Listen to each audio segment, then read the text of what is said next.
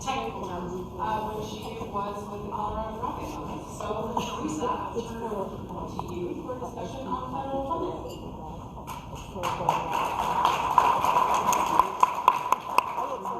Good morning, everyone. Thank you so much to the OBD, to Marie, and the entire team for inviting me to host this auspicious panel. I'm really excited about having these experts up here with me to help me navigate a lot of the opportunities that are out there today for federal funding. We're also going to spend some time talking about the challenges associated with those funding programs. And then talk a little bit about what you can do to plan, and also get into some Q&A, because I think what's really important, the panelists have explained to me that they'd really like to hear what some of you are thinking, how you're looking at these opportunities, what concerns you, what are challenges associated, and what are you doing to plan for the future. So, before I begin, I want to make sure that we have all the panelists introduced. We have Brett Christensen, President and CEO of the Minnesota Telecom Alliance, Derek Moe, President and CEO of the Minnesota Rural Electric Association. You all know Diane Wells, who does not require an introduction. And then Melissa Wolf is the Executive Director of the Minnesota Cable Communications Association. So I want to thank my panelists and the OBD for having us here today. We're really looking forward to getting into this conversation. There's a considerable amount of money out there today, literally tens of billions of dollars. Whether you're talking about the FCC's RDOF program, the Enhanced ACAM, the USDA's Reconnect program at around 5, or the elephant in the room, the BEAD program. So with that much funding on the table, there's a lot to navigate, and we want to get some advice from these panelists on how to go about that. So let's start with opportunities. So Diane, I'm gonna press upon you first. Help us understand the NTIA's articulated goals for BEAD and the program opportunities it provides for our communities and our applicants.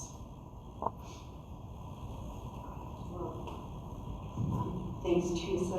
There are a lot of statements in the broadband notice of funding opportunity, the BEAD, NOFO, describing what NTIA hopes to achieve with that funding.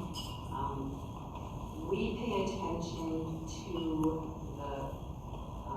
the way the NOFO says the principal focus will be on deploying broadband service to unserved locations and underserved locations. Because if we can do that, the other goals should fall into place. And our assessment is that all of Minnesota's BEAD application will be required to get service to those un- and underserved locations. If you haven't read the BEAD NOFO, it's an interesting read. There are a ton of goals that NTIA hopes to achieve. Making sure we get reliable, affordable, high-speed internet access to everyone. That they say this program will lay critical groundwork for widespread access, affordability, equity, and adoption of broadband, create good-paying jobs, grow economic opportunities, including for local workers, provide increased access to healthcare services, enrich educational experiences of students, close long-standing equity gaps, and improve the overall quality of life across America. But really, if you can focus on getting the un- and underserved locations and kind of get everybody up to a common place, I think a lot of the rest of it will fall into place. So, while there are a lot of goals in the NOFO, we're really trying to focus on the two that they've identified as the top priorities for the funding. And serving and building, right? So, keeping with the theme of opportunities, Derek, how are your members viewing BEAD and the other funding federal programs? And do they see these programs as one of them more attractive than others? Are they looking at them and evaluating which direction they're going to go? Talk to us a little bit about that. Well, BEAD in particular is still a pretty new program. You know, it's been a while we've been working on implementing it. It's It's still in the what's it going to be like stage. And I'd say a way to describe the way we're viewing it is like a wanderer in the desert a little bit, with the notion that there's an oasis out there, and still trying to figure out, is that actual fresh water or something that's not as helpful. The priority, of course, for our members as rural electric co-ops working on this is service, not grant dollars, but service, robust service to their communities. And I think there's quite a little optimism that the BEAD program will be another one that will help be a useful tool in bringing that service to communities. But I do think, sort of like that wanderer, every step you take, you have to kind of reevaluate what you're really looking at as you continue to get closer at it. And I think we're still trying to figure that out. The last thing I would say is, the more this program can flow out of the North Star, as I've heard it described, program that we built in Minnesota, I think the better off will be. It's great to sit next to the champion of broadband here from Minnesota. I think the relationship that we and that pretty much all the stakeholders across the state have built with the Office of Broadband has been beneficial. It was described again earlier as a pragmatic and yet forward-looking approach. I think if we can fall into those contours, it will be a great program, and I think there's a lot of reason to hope yet that it will, but we're still trying to figure that out. So Melissa, how about you? What are your members looking at in this as an opportunity? Well, I agree with a lot of what Derek just said. This is a historic opportunity for the state to continue to reach and underserved areas, hit our 2026 BEAD goals, and accomplish the mandate of Internet for All. There is the uncertainty right now is, I think everyone here knows the Volume 1 and Volume 2 plan that was submitted by the Office of Broadband Development upholds the DNA of the border-to-border program, which has been successful for the last 10 years in deploying broadband to these areas. And so the closer that we can remain to the border-to-border program, the more successful we'll be throughout this program. Communities, providers, the state. Right now it is a little bit of that uncertainty from an outside force of, how will NTIA interpret the plan that was submitted, and what changes will they request that the state make to continue to align with their goals and the program that they've created. So again, I think that, I agree with Derek that the closer that we can remain to the program that we've had in existence for over a decade, or a decade now, is the best way for us to accomplish all of these goals. Thank you, Melissa. And Brent, I'm going to let you back me up on this one, because your members have all of those funding programs to navigate. ACAM, RDOF, Reconnect, all of it. So how are they navigating the requirements of each and picking what's a good fit for their community? Well, I would like to answer your question, but before I do that, I want to say congratulations to the Office of Broadband Development for 10 years.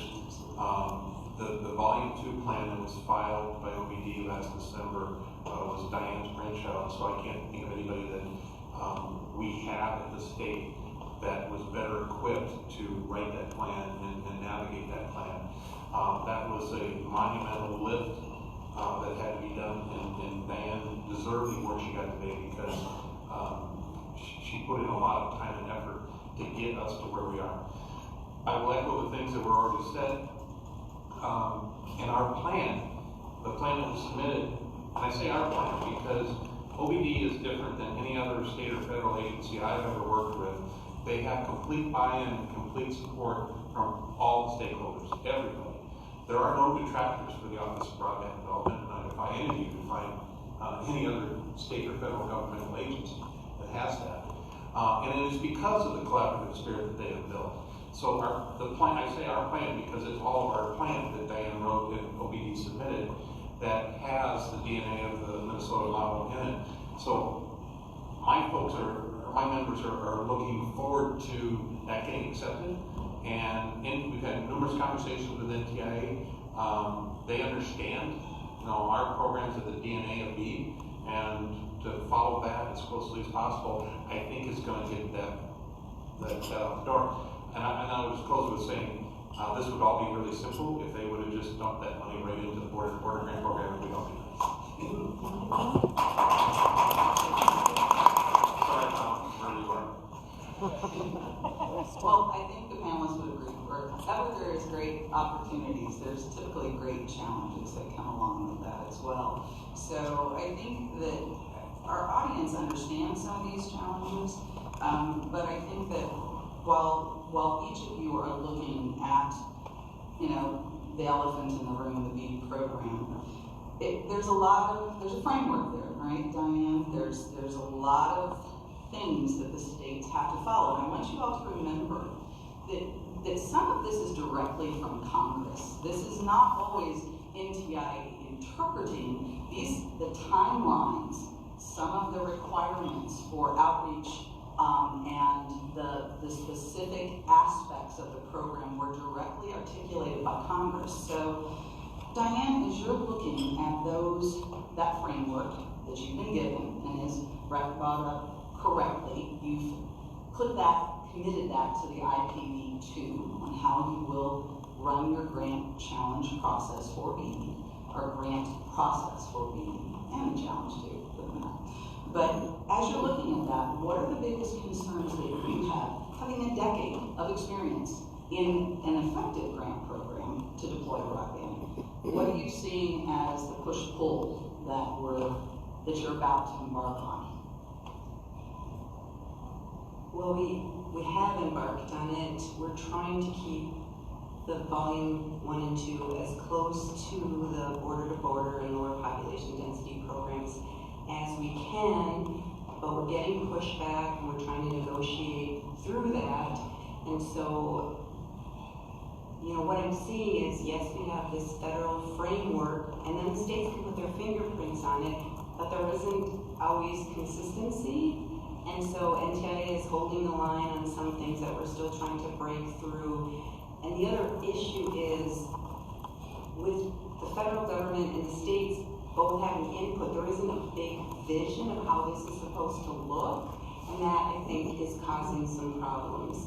And then the other problem, which sort of sounds stupid, is we've been doing outreach forever, but we have to document it all. And for me, it's like I tell them what we did, and I'm like, we need more, and it's just like, well, we do this and this and this, we'll put it in writing because it's not in there. I'm like, well, it's just what we do, so it's hard to put it in writing because it's just innate in what our office does. But so I'm learning to speak government speak better because I've never been very good at that. But we're trying to get the plan through as close to border to border as we can. It's a work in progress. I applaud that effort because border to border has been very clear, succinct, effective. Everybody understands the program and they've been engaging aggressively. Melissa, what are some of the things that you see as potential challenges for your members, given the draft is out there for your review, and you've heard what NTIA has described as needing your members to meet the requirements. What are they worried about? What are they concerned about? Well, I echo Diane that, keeping, and what we said last round, keeping this program as close to what Minnesota already knows in the successful program that they've already implemented as possible is what we're hoping for. We're hoping that, NTIA will approve that.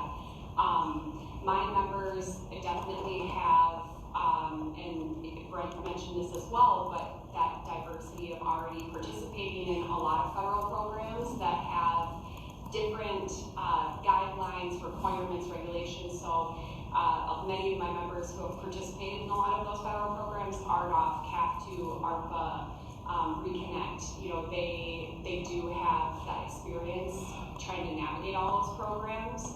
But again, I would just say the closer that we can keep this to the border-to-border program, that's what we're focused on, and the support that we can help provide the state and the Office of Broadband Development to really advocate for that. You know, I would be remiss if I didn't mention that there are, you know, bills moving at the state capitol right now that would definitely make significant changes or bring concerns to our participation in the program or any border-to-border program. So those are additional challenges that my members are concerned about, and we'll have to continue to watch because it will definitely impact what you know, what our participation is. Brent, if I could have you help me just a little bit here, give the audience a measure sort of the concerns that are out there, the challenges. Can you give us just a ballpark estimate of where you know, what odds you take of the percentage of your members that are going to lean in on BEAD according to what you've seen with the NTIA's requirements? Well, I think that measure is going to be very depending on what happens at the state legislature.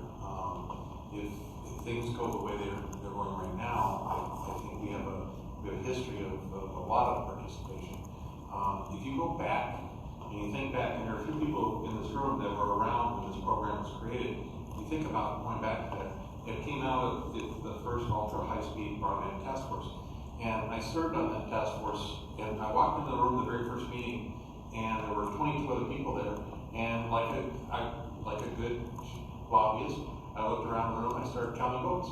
So if we're going to pass something here, I started figuring out who the allies were, who the problems were going to be. And the chairman of the task force, who I greatly admire and is a good friend, and I'm not saying that because he's standing in the back of the room, he taught us all about consensus and coming together, and that's why we have a program now. So what we're hoping at the state level is that they will use that as a guide, stay with the consensus that has worked, that has got us to where we are. Let's focus on what has made this program successful. If some of those changes, I'm going to be real honest, if those changes actually happen at the state level, I don't know that many or any of my members are going to participate. The partnership that you heard Steve talk about with Waseca County, BevCon, stuff like that is just, it's not going to happen, and that's unfortunate. Derek, building off of that, I know many rural electric co-ops have participated in BEAD and been successful. And when you're looking at the potential changes that could come, you know, as a result of the NTIA's guidance on the implementation of BEAD, what are they most apprehensive about? What are they most cautious about?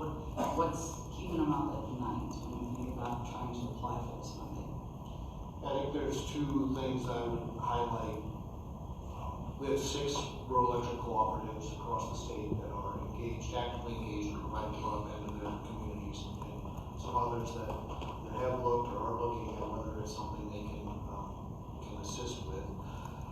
And then two things is, first of all, double down on what Brian and Melissa shared. Certainly, you know, I think the governor's task force has done a great job at really using due diligence to talk through issues, balance issues, come to consensus. It's a great example of, you know, the Minnesota model, I think, and it would be fantastic if the legislature was using their due diligence to take their cues from the governor's task force on policy issues.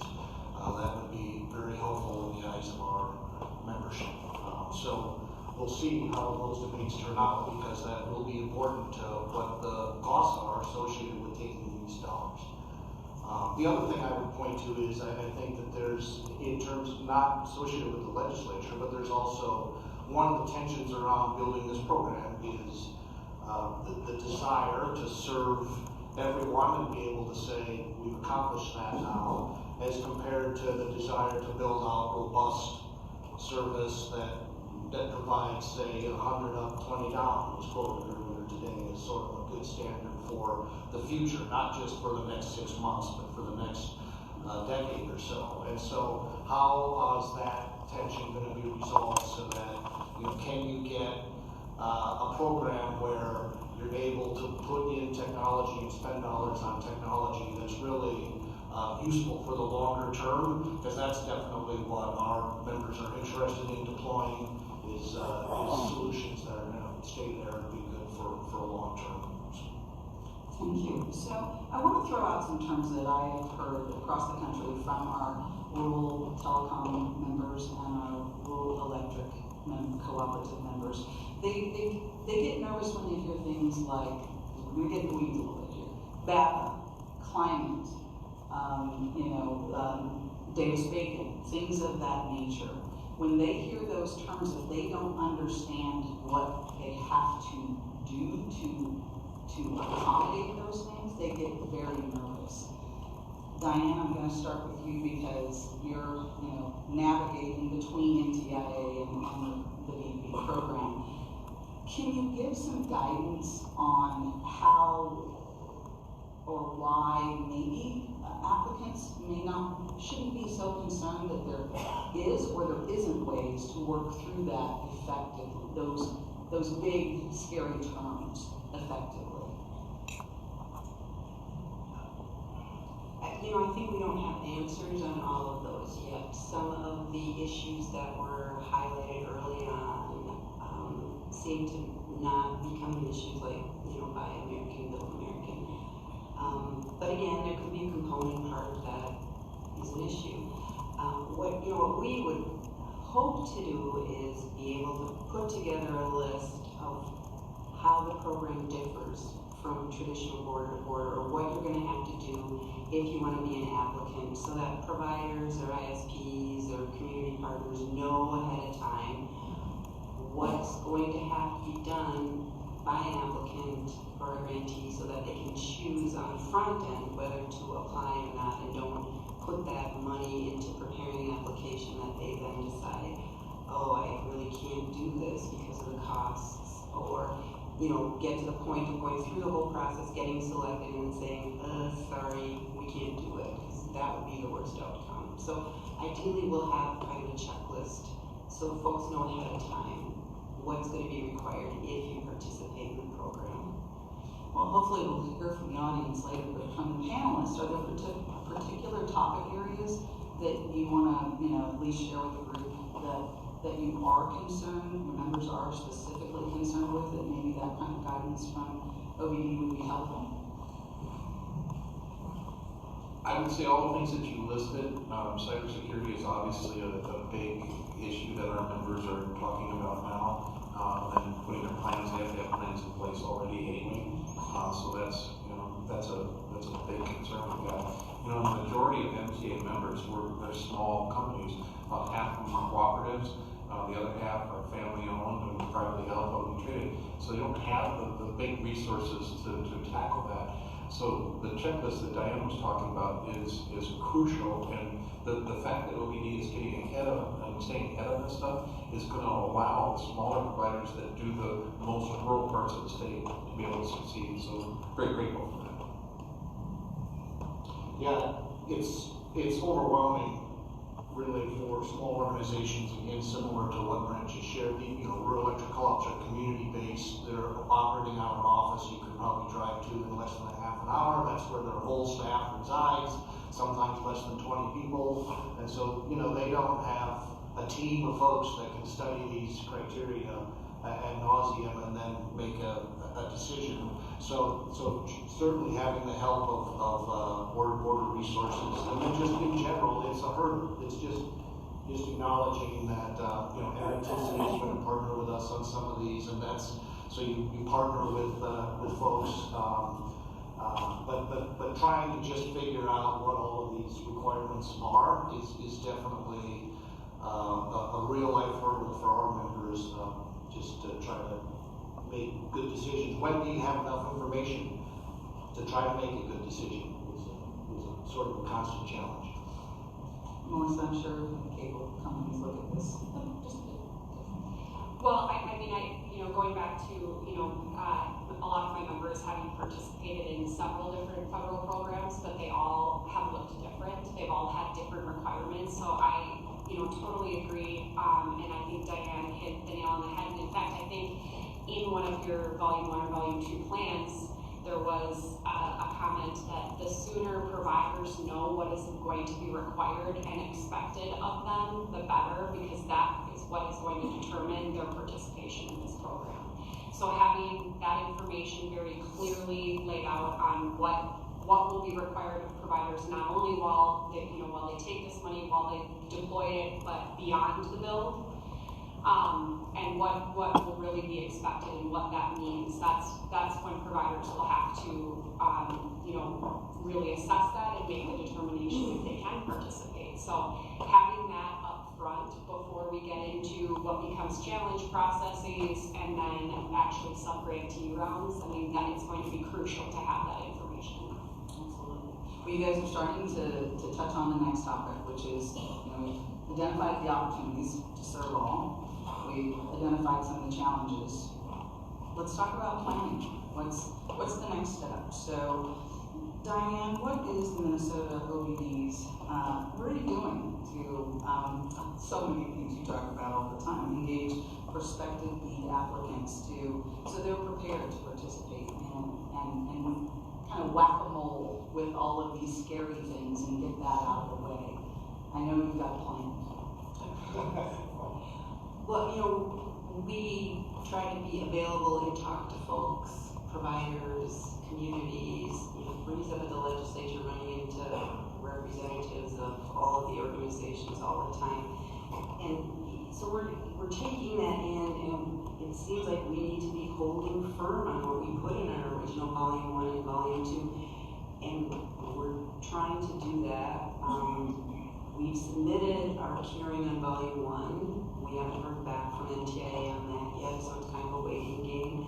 Our Volume 2 hearing, which is some of the things they said were not in compliance or missing, so that will go in by the 21st of March, and then we'll sit back and wait. But my gut tells me this is going to be a lot of back and forth with NTIA, trying to wear them down, trying to pound our message home to them, looking to see what other states are doing, and to the extent other states are in the same position and we can hold a firm line amongst those states, I think we'll have a chance to be more successful. I know Louisiana is the first state through. Folks are looking like, well, when are we going to get the money? When are we going to get the shovels in the ground? And I think it's going to be a while, because in this case, it doesn't pay to be the first state through. We've already seen a couple of modifications that NTIA has agreed to that isn't going to be to the benefit of Louisiana. And if we have to just hold the line and wear them down and try to be successful to keep it as close to border, I guess we're willing to do that. Because if we don't, and we don't have anybody interested in applying because of all of these things that have to be done because we didn't try and hold the line, then we don't end up with any shovels hitting the ground anyway. So, Which would defeat the whole purpose. So, Brent, as you're looking at the challenges, the opportunities, all of that, how are you guys preparing your members? What are you doing to try to get them to understand this timeline might be a whole lot longer than they anticipated when the funding was first announced? Well, the good news is that the legislature appropriated $100 million over the last biennium. So we haven't had a gap in the grant funding round. We got the ones awarded last week. They announced a new round for this round. So we won't have necessarily that gap. I had a member tell me last night that they hope the BEAD money's kind of delayed a little bit because then they can get caught up. So he was kidding, and we're going to keep going. But we get that when we know what's going to go on, we know what the rules are going to be. We'll move forward. They're already working with the communities. And one of the beauties that nobody ever talks about the border grant program is it has to be a public-private partnership. So it has to be the communities and the providers. Nobody can do it. The communities can't do it on their own. The private providers can't do it on their own. So that has worked. And so we have an opportunity for those. I'm telling my folks, meet with your towns and your counties and your townships. Have those discussions now. Put your plans together. Start engineering it. Define what your projects are going to look like. Get all of that ready. We had a member I was just talking to today, didn't get a grant in the last round. But not because it wasn't a good application, but because it just wasn't in the right place at the right time. So they're going to dust it off and refile it. So we're going to keep doing that model as we go forward, and the way that we have done for the last 10 years. So So Derek, the rolling funding from the state is keeping the rural, or all the ISPs engaged, but what is your plan for outreach and what are your members, what are you seeing them doing and getting their communities ready for BEAD when it is time to apply? Yeah, I really don't know that I can add a lot more to what's been said. I mean, we at the statewide, as an association, we certainly try to facilitate partnerships. That's been a key theme already this morning. That's one of the things we continue to try to work on. Certainly the border to border, the fact that their programs continue to be healthy is a huge factor to being able to continue to make progress. So, I think those are all important elements. Melissa, we want to add to this one? I mean, I would just agree with everything that's been said. And really the key piece of this is, as I mentioned, the public-private partnership with local communities. And I think a lot of local communities, many of you here, are already engaged in this process. Like Steve mentioned, reaching out to their ISPs to talk about these opportunities, knowing that they're coming at some point, not exactly sure when, but there will be opportunities. So, and then just staying in touch with and continually trying to support the Office of Broadband Development. My Minnesota Cable provided comments in support of Volume 1 and Volume 2 during the public comment period. So we continue to just try to help, where we can there. And I agree with Diane that even if this is delayed slightly, just making sure that it's right is the most important thing. Wonderful. Well, I think we've reached the end of the questions we've discussed.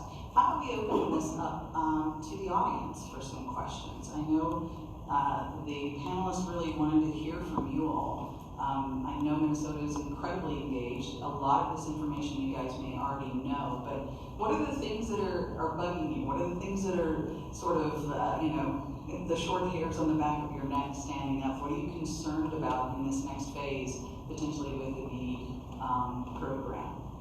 Any questions? Over there. See, no. Thank you all. I'm Scott Cole from Connecting Minnesota. You mentioned, Teresa, at the very beginning that adoption and, more importantly, affordability was going to be a key thing for folks to worry about. And I'm anxious to hear what the panel has to say about plans for making services more affordable, especially in light of ACP likely going away. Diane, do you want to jump on that one? Well, I'll have to say it's a balancing act because we've had a program for 10 years. We've gotten broadband into a lot of the more desirous areas. So what we have left are a lot of rural areas, and it's already hard to get a provider to go into those areas because it's expensive. There's a truck roll after the facilities are put in place. There aren't a lot of people per mile of plant. So they're already, at a difficult time even with grant funding to make the business case.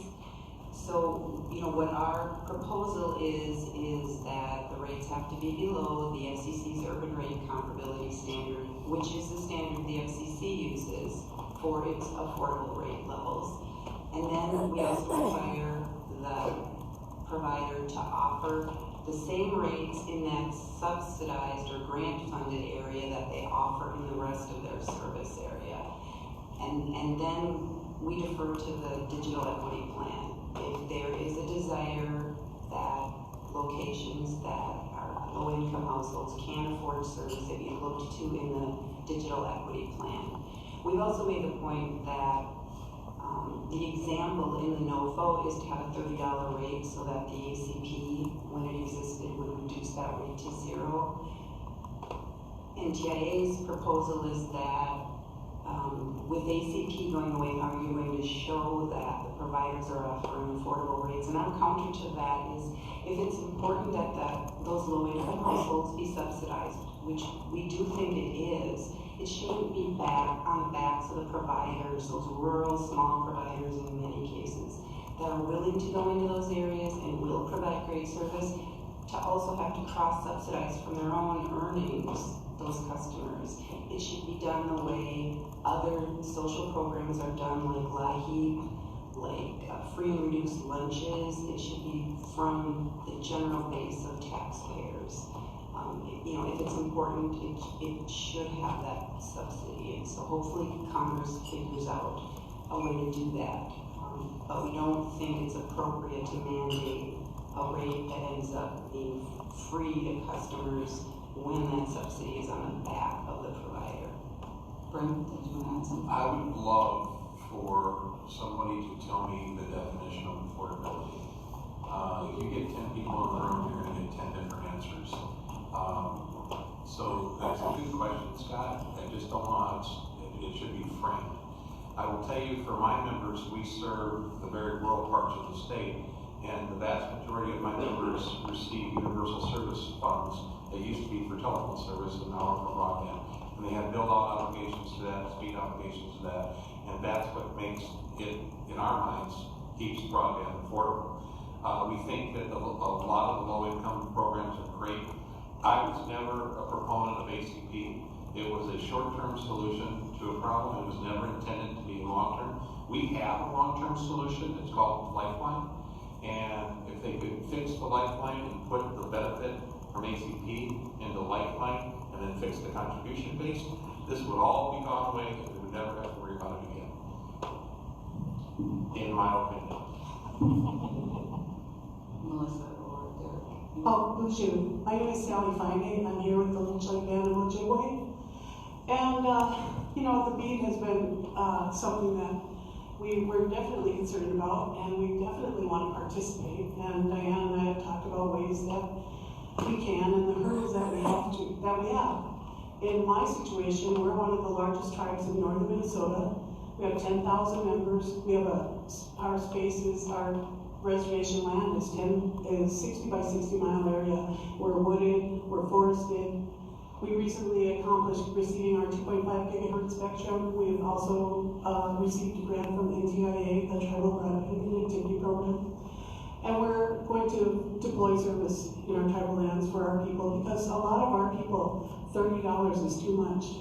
You know, if they could get connected with the Lifeline program, I've tried to get people connected with the Lifeline program. It's hideous. The process is horrible. So I think that for us, a lot of those people came through the pandemic lacking broadband access. Children failed their education. Healthcare was enormously, grossly.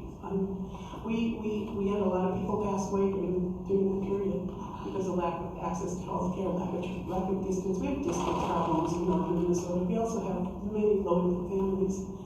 So I think for me, the question that I came here today, and that why I keep coming back to the BEAD discussion, is how can we, the poorest of tribes, participate with the BEAD program? So I'm here to learn some more today. Miigwech.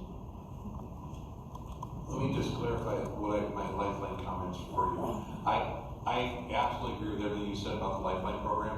I think the ACP program got that part right on how to get people signed up and get them on. But it's not sustainable. They need to get that they need to adapt the Lifeline program to model what is ACP. The ACP is funded through the general fund dollars of the federal government. You got to back mask for all the time. You can't do that. The Universal Service Fund pays for it. Lifeline. So we can take the elements of ACP, put it into Lifeline, and we'd have a self-sustaining program going forward. I think, do we have one more question, or are we up against time? No, we're good on time. Although I have one question that I'll ask both of you. Each of you mentioned, except for Diane, concerns about bills that are being discussed in the state legislature right now. Could you elaborate on which pieces of legislation you're talking about and what specifically you're concerned about? Not without making brief during that.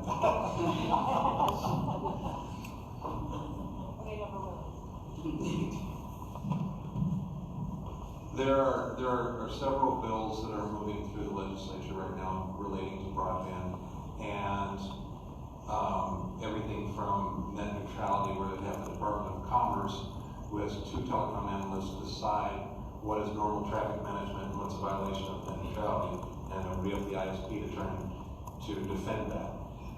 There are other bills relating to the BEAD program, and also other broadband issues. The Department of Commerce has a bill that's got some, what we think, bad things in it. The problem with all of this is we've got multiple broadband bills moving through the legislature that have not been vetted by the task force. The state legislature established the broadband task force. It's been around in some iteration since '08, and they have not vetted any of these bills. They have not included in a report that they're required to submit to the legislature at the end of every year. And so I have to leave here to testify a little stronger than that. I agree.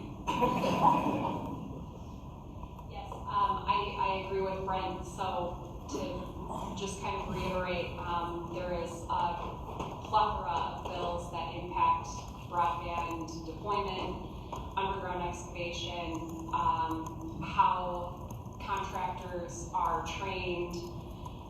There are a plethora of bills that will increase broadband costs by franchising broadband and broadband services that will be a direct impact on consumers' bills, so that internet will be even more unaffordable.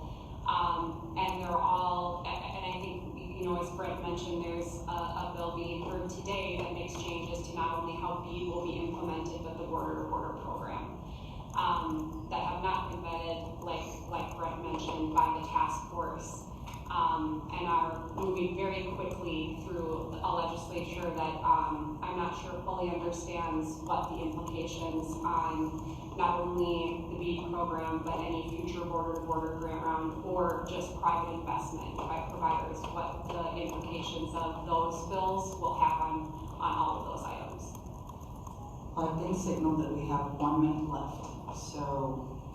It's Barbara Jane Klein, Lisa County Line Extension Program. We sent out 2,000 letters, had over 300 applications. We have gotten 3 approved. There are more in the pipeline. It's a great patch where you need it in between programs, and I'm concerned, is it going away? What's the future of it? And can it be simplified so that we can get more of our applications approved that are in the pipeline? Thanks. Well, just speaking directly to that, I think our first round of line extensions, we spent just under $5 million. We have $15 million total from capital projects funding, so we are hoping to get that designated by the end of this year. So we have line 2, bids are in, we'll be looking at the awards. A couple of things to keep in mind is we make sure that it's an eligible applicant that has submitted bids. And then there are also locations that the state can pay up to $25,000 per location to get broadband service in. It's intended to address situations where somebody might have a long driveway and the provider that has fiber in the road is indicating it's $7,000 to bring that fiber up your driveway. So this is a program that can address those costs. So you may not be close enough to the fiber, so even an award of $25,000 to the provider to construct that line isn't enticing any bids in that area because there's just no fiber there. So those are the 2 reasons. There's nobody bidding, or we awarded bids that were from eligible applicants that also put in some contribution. So, we had examples in that program. Somebody took a couple or a few line extension addresses that the residents had registered in the system, and then they submitted an application to build to 240 of those locations when only a handful were actually registered, and they wanted the state to pay 99.9% of the cost. Well, that totally undermines our border-to-border and lower population density programs, because then nobody would apply for those. They'd tell folks to go sign your address up for a line extension because the state will pay 100%. So we're trying to be mindful of that and establishing some guidelines for how we conduct the program to make sure it's an efficient use of state resources. Well, Well, I know there's a ton of questions out there. Please see these guests after our panel at a break at lunch or later this afternoon to ask your questions directly to them. But I want to thank our panelists today for joining us and providing their insights and guidance on the federal funding opportunities. So why don't you join me?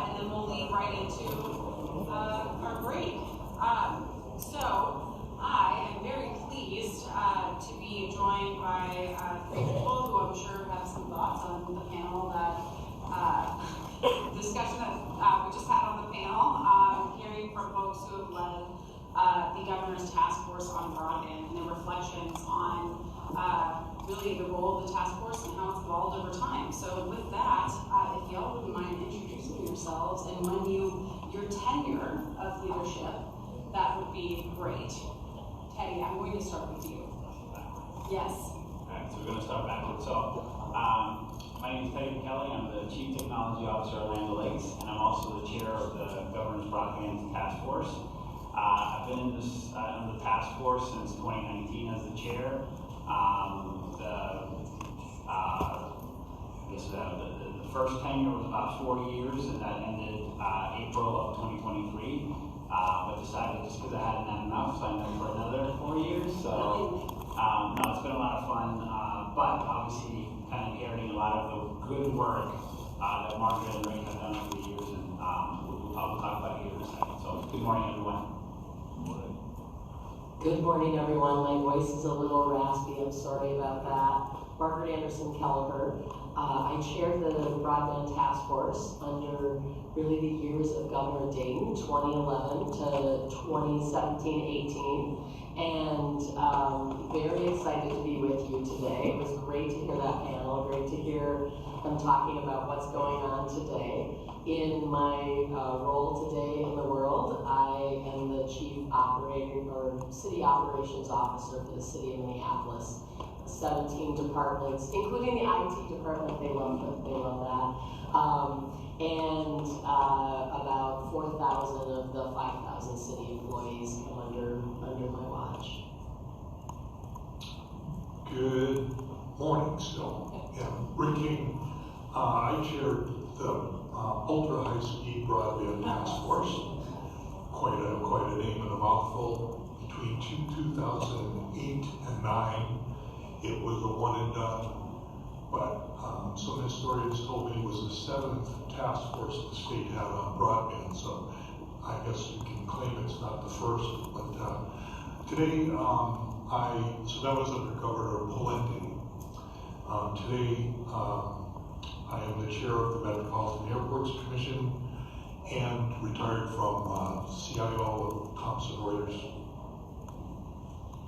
I'm curious how each of you got your start on the task force and how your prior experience and even your current experience would influence that role and how you view it. And Rick, I'm going to start with you specifically because you began your career as an educator, so it seems like you've had quite the professional arc.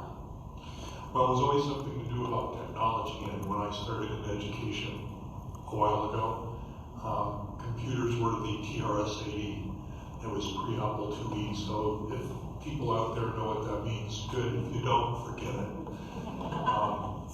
200 of those are about as powerful as the early Apple iPhone, so there you go. We had a great interest in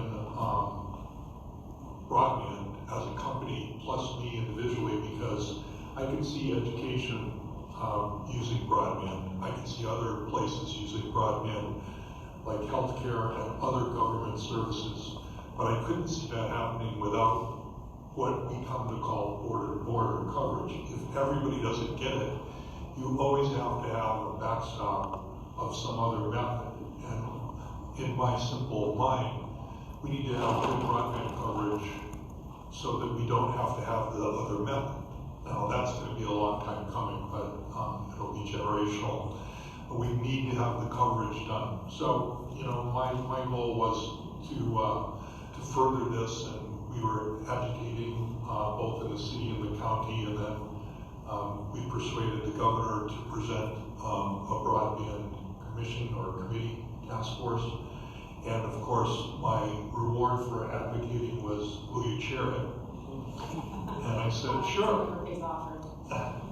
Now, I'll just say one other thing. That was a different era than today. I'll just make a comment on what I heard in the previous session, which was wonderful, music to my ears. I am so proud of what everybody in this room and my colleagues here have done. But for us, it was totally different. You were arguing about regulators not giving you the money fast enough. We didn't have any money.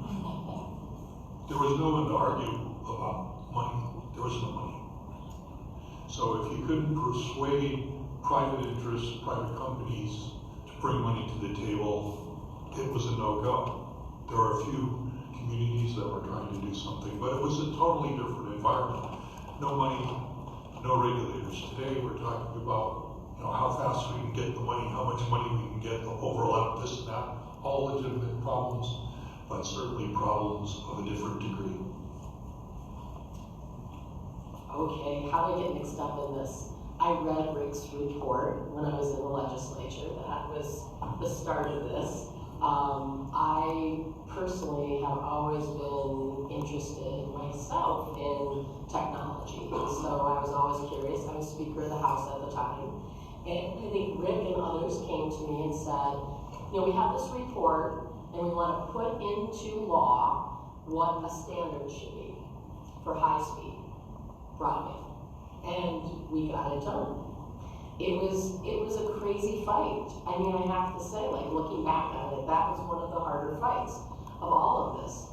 And so when I came out of the legislature and I became the president and CEO of what's now Minnesota Technology, MinTech, then the High Tech Association, I got a call one day from the then Commissioner of Commerce who said, we were talking to the governor about someone to chair this task force. Would you be willing to do it?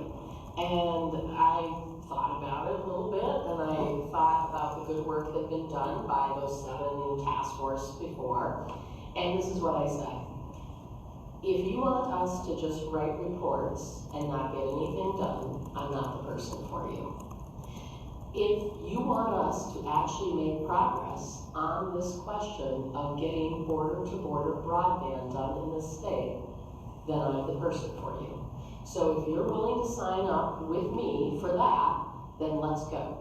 It took us the entire first year to do some good arguing about what was the problem, how do we define the problem, how are providers going to participate in solving the problem. And that's when we hit on a couple of key pieces. The ARPA money had come through. And we were tasked with, as the Broadband Task Force, reporting back to the legislature on the deployment of the ARPA funds. So that was really a huge part of our start. And then the second part was this I mean, you know, that whole idea in a startup of the wild idea that you come up with, the task force came up with this wild idea. Let us do a pilot. Let us get some money, state money, on the ground. We'll define the sort of parameters around the ARA program, and it will actually subsidize the providers in getting broadband to places they are never ever going to bring it to. Whether you're a co-op, whether you're a for-profit company, any other mechanism that you have as a business, the number one thing that we hit on in that first year is we basically had economics market failure. And we were never going to get broadband to people in Minnesota who couldn't pay exorbitant amounts without a subsidy. And that's how the program came about, and now it's known as the Minnesota model, and you have all improved upon it again and again and again. And it was really, I will say, in the top 10 things in public life that I've done that are the most gratifying. Awesome. So how did I get involved in it? Well, as you can see, there's a lot of passion from the panelists, so I found myself in the wrong meeting with these two. That's how that worked. No, I'm just kidding. So, just a quick step back. In my role at Land O'Lakes, obviously we use a lot of technologies, and it's a farmer-owned cooperative. So we use a lot of novel technologies like artificial intelligence and modeling and satellite imagery to improve productivity on the farm. And so the key was, I mean, I've been at it since 2015, I think. And I remember in 2016 going out to the farms, and we had some really, really novel technologies. And we sit down in a farmer in their kitchen, and we're demonstrating this technology. Well, I talked about it first. Then I pulled out the iPad and tried to demonstrate it, and that didn't work. We tried their Wi-Fi, we tried putting directly into their line, tried to use cell phone coverage, and no matter what I did, it kept spinning. And ultimately, the farmer was like, "Would you like a cup of coffee and a piece of cake?" Yes, I would. So at that point, I'm like, we got to do something about this, and started getting more interested about how do I get involved in general. And Rick was running a Blue Ribbon Council for improving technology at the state level, and he went around, and the first thing he asked everybody in the room was, "Why are you here?" And I kept saying, well, you know, like same kind of intro I just gave you now. And I'm like, we ought to be doing something like this even at the state level. And Margaret was also in that same meeting. So nobody said anything at that time. But a couple of months later, they're like, hey, there is this task force on broadband, and would you be interested in chairing it? And so I did, and that's really how I got involved, and it's been rewarding. Now, at the same time, I've also chaired a precision ag connectivity task force at the federal level between the FCC and the USDA. I just completed that over the last 4 years, and that's where we made a lot of noise about, you know, like we need the federal funding, and, you know, this is what it means for the FCC, here's what it means for the USDA. And really the area to strike was on the fact that it's not about getting Netflix in somebody's home or be able to, you know, play video games. It's about ag productivity, it's about telehealth, it's about education. And so that kind of came out loud and clear. Having the USDA behind that was really helpful. So hopefully, you know, that, not to say that was a cause, but that was helpful to kind of continue to advocate at the federal level. And so that's part kind of done. But then one of the reasons I continue to stay on this task force is because now we got to get the funding from the federal down to the state level and get it deployed. And there's still a lot more work that needs to be done at that level, and there's still a lot more work that needs to be done with the local legislators. I want to come back to that point about looking ahead and what you're thinking with, you know, making sure that funding goes where it needs to. But Rick and Margaret, I'm curious if you can talk a little bit more about how y'all worked with legislators, particularly when you were fighting for money, the fight about the definition, and also just the educational component. I know that's a lot of what I do personally, is just still educating lawmakers, but talk a little bit about how the task force worked with those lawmakers. Yeah, so let me just say that it helped being a former legislator. That was no doubt that people would open their doors and talk to us about this issue, both Republicans and Democrats. And that was an important entry point. I knew from my service who was particularly interested or had a vocation that was related to technology. Those were the people we started with as our champions. We didn't have to explain that you needed backhaul to get a Wi-Fi signal, right? I mean, I think so many times I'd be sitting in a committee and people would say, well, it's all gonna be, wireless. And then they'd say, or it's gonna be satellite. And I'd be like, okay, everybody, to get the wireless signal up here, you actually need something down here. They're like, oh, okay. And it really was a lot of education in the beginning about what this meant. It was also a lot of education about, it's not just about entertainment for people. Entertainment is important. But frankly, as we went around the state and talked about the promise of telehealth, the idea that kids were sitting, we had many kids come to the task force and testify, who said to be able to take a national test or to sign up and do even my college application, I have to go sit in the McDonald's parking lot in my town to do that if the library isn't open. We found immediate synthesis with librarians. Librarians and healthcare providers were two of our biggest champions, and we looked to them to also help us be able to tell the story of what we thought could happen. Let me just say, the pandemic was horrible. But one thing that we did learn, and that is an accelerator, is a whole bunch of people very quickly had to learn how to pivot, not only if they could work at home, but also to even see their doctor or their nurse. And so this whole idea that we thought back in 2012, 2013, maybe was 20 years away, really became 10 years away. And so I think that was a big piece of it. We had some battles. I think the key battle after defining ultra-high-speed broadband was, were we going to put the marker down on places that essentially had no connectivity? And I think that was back then under 3, right? And then, or were we going to go into a competition situation and go into communities where maybe there was a provider, but frankly the service wasn't good? We, to get state money, really had to come down on that side of no connectivity, because legislators were worried about how much they already were getting into the marketplace with this subsidy program. And I think that it worked. It obviously, there are still issues with speed and reliability in lots of places that need to be addressed. But overall, by focusing the focus on those areas that essentially did not have broadband internet, I think we made a lot of headway.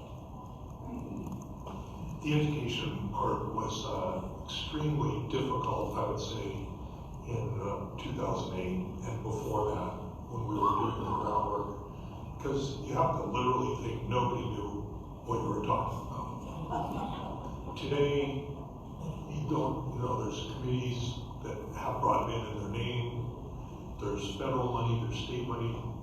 Senator Klobuchar and I were at a meeting the other day, and she said, hey, remember when? And that was the early days of talking to her about broadband, how it's like mainstream, everybody uses it effectively.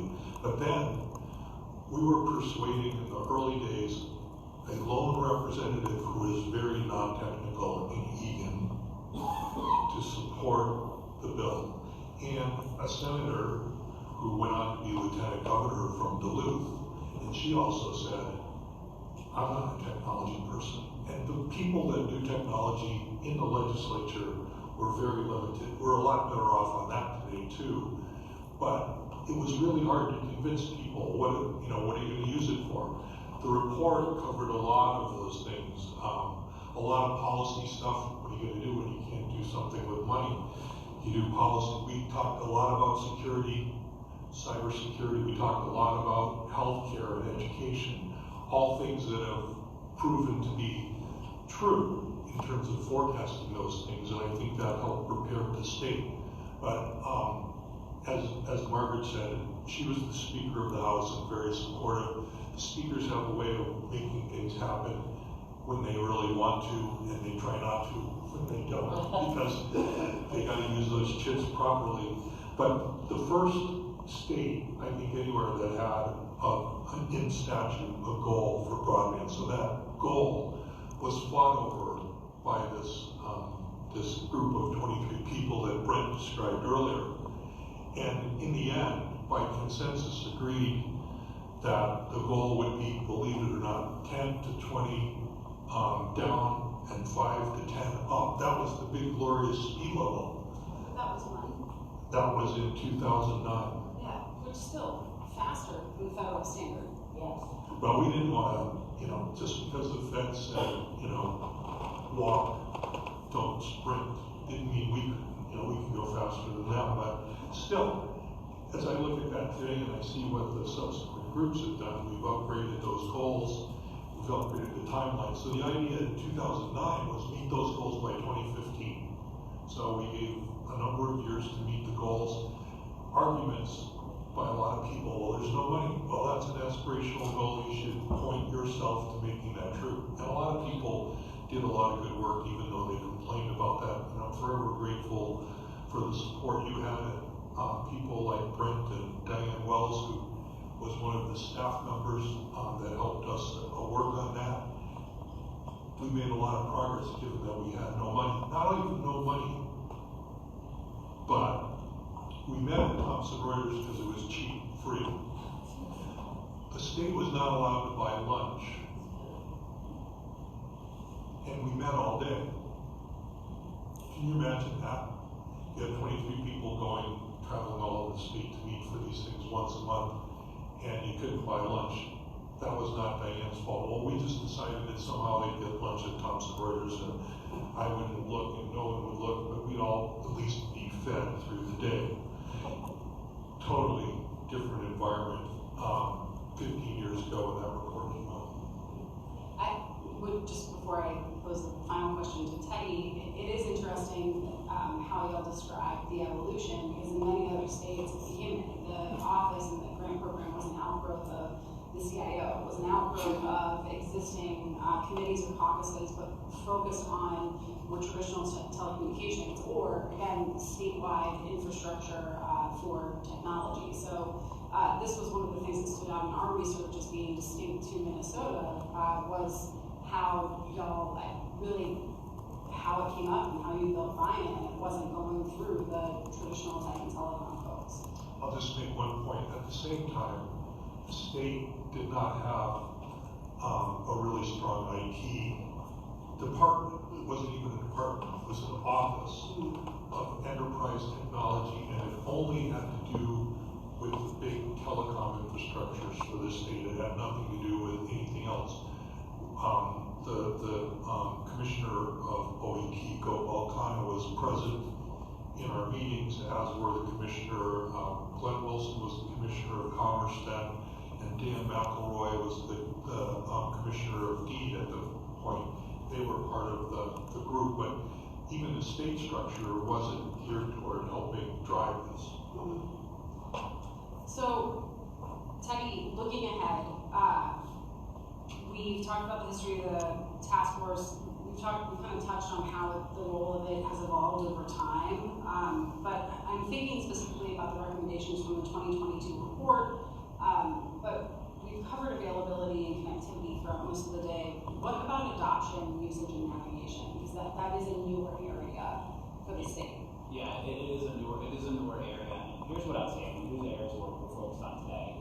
Number one, let me back up just a second. I remember when I took the role in 2019, and I had breakfast with Margaret and Rick. And Rick said, there's three things you need to know when you go through this role. There's three things you need to get out of the state and the thought process there. And it was, number one is funding, number two is funding, and number three is funding.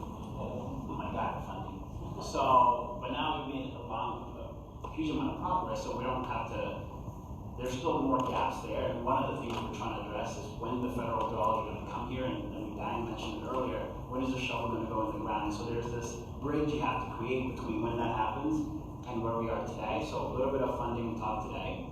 The second area we focus on is on the new speed goals. So obviously we have goals for 2026. We want to meet those, but that's not going to be enough. And especially we go to point number 3, which is around the adoption and the availability, the usage of it. The more we start to use it, the current standards that even, or the goals that we're aspiring for are not going to be enough. So you're going to have to push the envelope even more, which means circuits going to have to be upgraded to a next level, etc.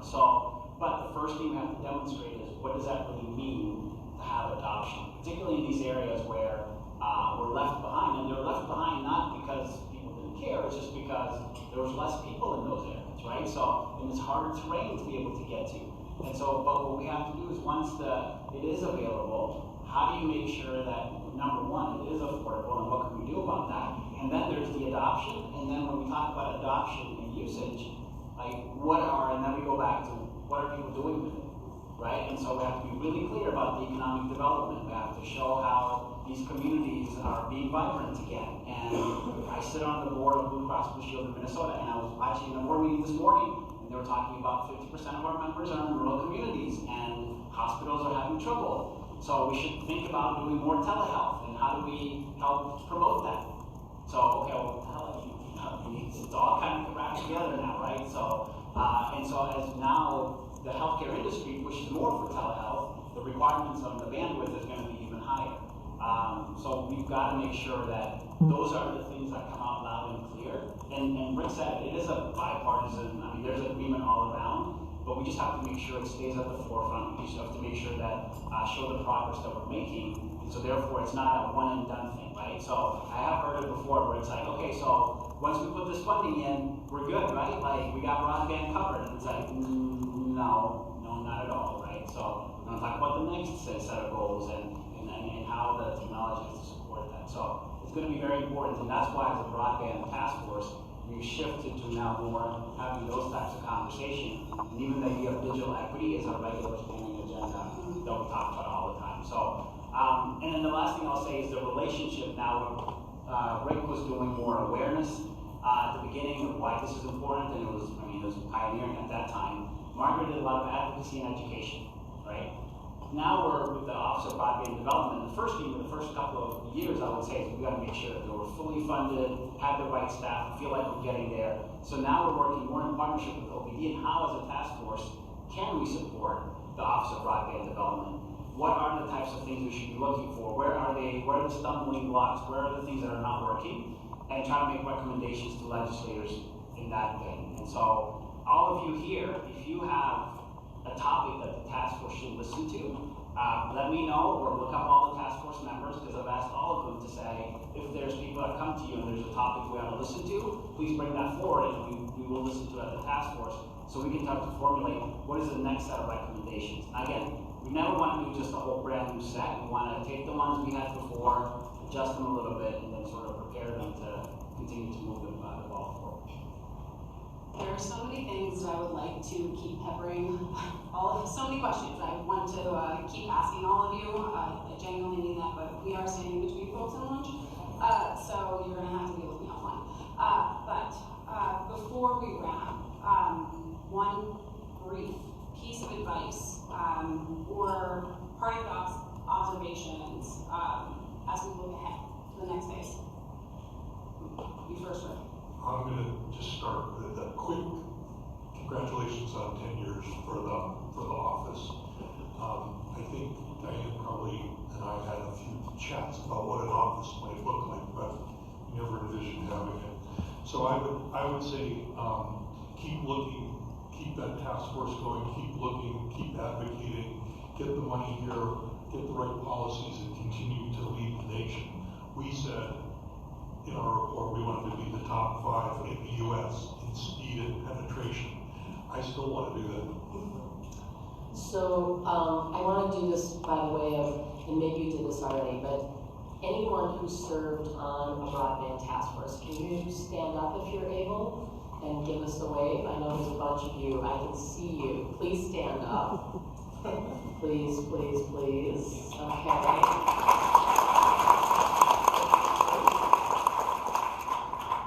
It took a team effort. It took us having good debates. And it took us also, one of the things I learned in the legislature, when I came to the legislature, there were only a couple of people who were the experts on technology. And it really bugged me because I thought, that's no way to do this. We need to make basically a stable of champions of broadband. And I think we have done that in this state, and we need to continue to do that in this state. Bipartisan, across the state, counties, cities, state legislators, our federal delegation, all together, all in for the good of the people of the state of Minnesota. I think that is where we have to keep going towards. Yeah, no, I'll be I just tackle the very last thing Margaret said there. You know, from my time while working on the federal task force, two things I learned. One is I'll never be a politician. Right? I'm Senator right? The second thing is what moves the ball forward and what gets traction is what's good for all. Right? When it's good for everybody, I know different people have different needs and all that, right? But ultimately, when we make a recommendation, the one that gets truly adopted and is easy to push forward is when it's good for everyone. So. Okay, well, thank you. Please join me in thanking.